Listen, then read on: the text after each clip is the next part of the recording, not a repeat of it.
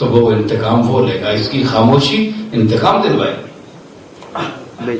تو کیا ہے حیوان میں اور انسان میں یہی فرق ہے کہ انسان صرف جو ہے وہ بولتا ہے، سمجھتا ہے، حیوان میں بولتا نہیں ہے، لیکن اس میں بھی وہی سانس ہے، وہ بھی بات ہے، ساری بات ہے۔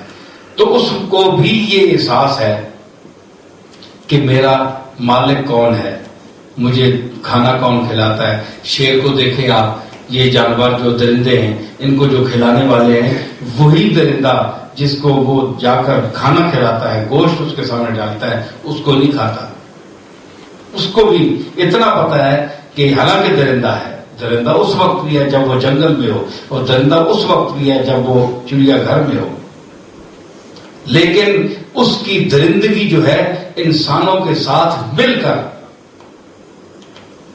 متاثر ہو جاتی ہے، انسانیت سے مانوس ہو جاتی ہے اس کی درندگی۔ وہ اپنی درندگی کو لپیٹ لیتا ہے، اس کو یہ پتہ چلتا ہے کہ جنگل میں کھلی زندگی میں، فضا میں اس کی درندگی کھلی ہوتی ہے اور وہاں آ کر سمٹ جاتی ہے، کیونکہ انسان کے ساتھ درندے کا برتاؤ ہو گیا، انسان اس سے سلوک کر رہا ہے، اس کو دے رہا ہے، اس کے سامنے لا رہا ہے، وہ انسان کا احترام کرتا ہے، دیکھتا ہے کہ یہ مجھے دیتا ہے، یہ مجھے کھلاتا ہے، یہ مجھے مارتا نہیں ہے، وہ پہچان لیتا ہے مالک کی۔ ورنہ آپ اور میں جائیں تو وہ ہمیں کھا لے گا، ہمارے ساتھ شاید دوسری نظر سے ہمیں دیکھے، لیکن میں نے دیکھا ہے، خود آپ نے بھی دیکھتے ہیں، آپ بھی دیکھتے ہیں، ٹی وی پہ بھی دیکھتے ہیں، ویسے بھی دیکھا کہ وہ سب پاس جا کر بیٹھے رہتے ہیں اور اس کے ساتھ لاڈ پیار بھی کرتے ہیں، وہ کچھ بھی نہیں کہتے۔ کیوں؟ انسان اگر چاہے، ثابت کیا ہوا بھائی؟ سن رہے آپ، لطف دے رہی ہیں باتیں؟ تو اگر انسان چاہے تو درندے جیسی کھانے والی چیز کو مانوس کر لیتا ہے۔ تو اگر آپ اور ہم چاہیں تو جن لوگوں کو ہم نے آج کافر کہا ہوا ہے، جن کو مرتد کہا ہوا ہے، جنہیں ہم انسان نہیں سمجھتے، جنہیں ہم یہ سمجھتے ہیں، وہ سمجھتے ہیں، یہ ہمارے دین سے خارج ہیں، ہم ان کے ساتھ انہیں اپنے پاس بلا کر، بٹھا کر، مانوس کر کے اپنی باتیں علم اور منطق کے ساتھ ان کے نظریات بدلا نہیں سکتے۔ اگر درندہ، شیر اپنے نظریات بدل لیتا ہے انسان کے پاس بیٹھ کر، اگر شیر اور درندہ انسان کے پاس بیٹھ کر اپنے نظریات چینج کر دیتا ہے، وہ مارنا چیرنا پڑھنا چھوڑ دیتا ہے، تو ہم بھی ایسے گستاخوں کو بٹھا کر آرام سے، محبت سے، دلائل کی روشنی میں گفتگو کرنے کے لیے، اس سے کیا ہوگا کہ امت ایک سٹیج پر جمع ہوگی، ایک جھنڈے کے نیچے جمع ہوگی۔ وَاعْتَصِمُوا بِحَبْلِ اللَّهِ جَمِيعًا وَلَا تَفَرَّقُوا کا ارشاد پورا ہوگا۔ ایک جھنڈے کے سامنے نیچے کھڑے ہو، سب کلمہ گو جناب محمد رسول اللہ کا۔ یہ تم میں یہ وہابی ہے، یہ بریلوی ہے۔ اب بریلویوں کو دیکھ لیے، مصیبت تو یہ ہے کہ یہ بھی اکٹھے نہیں ہیں، ان کی بھی، وہابیوں کو دیکھیں، ان کی بھی کئی قسمیں ہیں، شیعہ کی بھی کئی قسمیں ہیں، اور بریلوی حضرات کی بھی کئی قسمیں ہو گئی، ان میں بھی اتحاد ختم ہے۔ کیوں بات میں ٹھیک ہے رہوں گی؟ یہ اوروں کو کیا برا کہیں گے، یہ خود متحد نہیں ہے، ان کی کتنیاں پارٹی ہیں۔ تو اب دیکھیں، ہم تو بھائی ہمیں کہتے ہیں جناب آپ ساری محفلوں میں چلے جاتے ہیں۔ میں نے کہا بھائی ہم تو جگت لوگ ہیں، ہمارے بزرگوں کا جگت تعلق ہے، ہمارے بزرگ غریب نواز اجمیری اور بڑے بڑے لوگ ہندوؤں میں بیٹھے، ہندوؤں میں بیٹھ کر انہوں نے تبلیغ کی، سکھوں میں بیٹھے تبلیغ کی۔ ہمیں تو جو بلائے گا ہم جائیں گے، ہمارا کام ہے تبلیغ کرنا، اپنے مشن، اپنا جو نقطہ نظر ہے وہ ہر جگہ ہے۔ ہم پابند نہیں ہیں کہ بریلوی ہیں تو وہابیوں کے پاس نہیں جائیں گے، وہابی ہیں تو بریلویوں کے پاس نہیں آئیں گے، شیعہ ہیں تو ان دونوں کے پاس نہیں آئیں گے۔ ہم جہاں کوئی محبت سے بلائے گا، مشن اپنا بیان کریں گے جو صحیح تعارف ہے، جو میں آپ کے سامنے پیش کر رہا ہوں، ٹھیک ہے؟ تو جزوی طور پر ہر عقیدے کی بات ہے، اہل بیت شیعہ کے ساتھ تعلق ہے، اہل بیت پر ایمان ہے ہمارا، اہل بیت رسول اللہ کی اولاد ہے، اس پر محبت رکھنا ہمارے لیے فرض ہے، ہم ضروری سمجھتے ہیں، صحابہ کا احترام ہمارے لیے ضروری ہے۔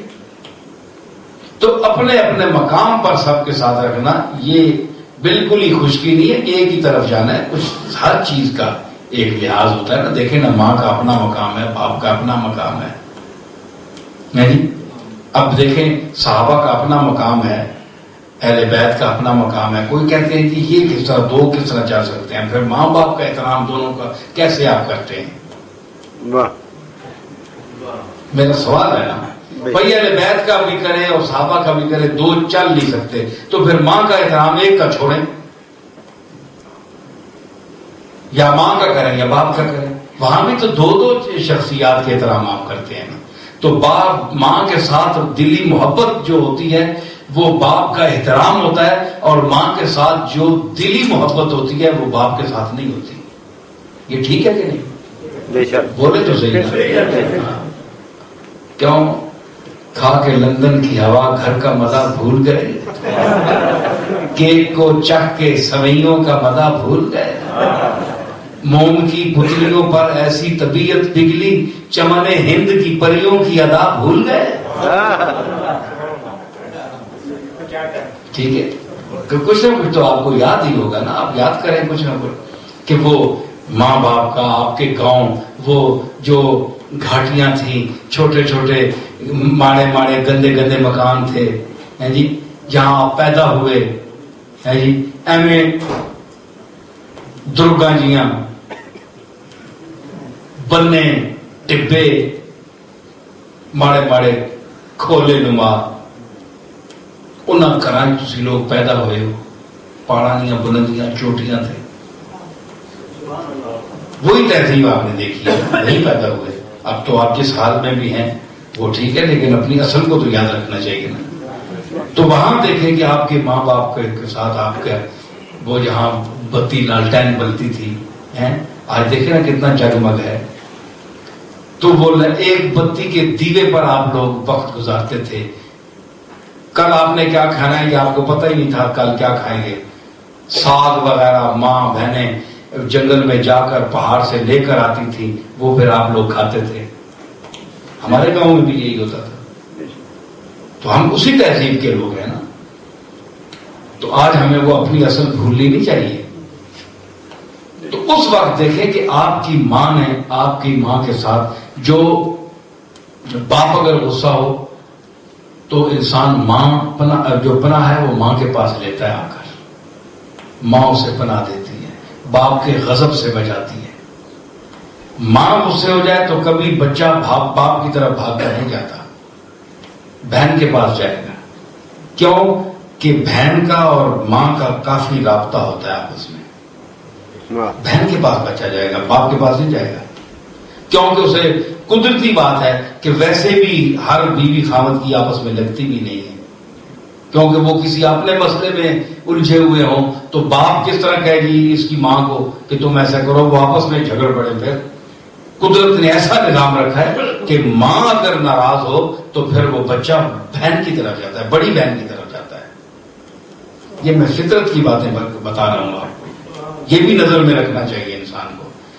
تو اسی لیے اللہ نے فرمایا کہ 2 مرتبہ شرف اللہ نے بیان فرمایا ماں کا. کمال بیانی صغیرہ، جس طرح ان دونوں نے ہمیں بچپن میں پالا ٹھیک ہے، لیکن اور کمزوری پر کمزوری اپنے پیٹ میں جھیلی، مجھے اٹھایا. وَوَصَّيْنَا الْإِنسَانَ بِوَالِدَيْهِ حَمَلَتْهُ أُمُّهُ وَهْنًا عَلَى وَهْنٍ. کمزوری پر کمزوری اٹھا کر بچے کو اس نے اپنے پیٹ میں رکھا. یہ قرآن فضیلت بیان کر رہا ہے. تو یہ سب چیزیں جو میں پیش کر رہا ہوں، تو اس کا مقصد یہ ہے کہ یہ ساری چیزیں اپنی طرف یہ شرف ہے سارا.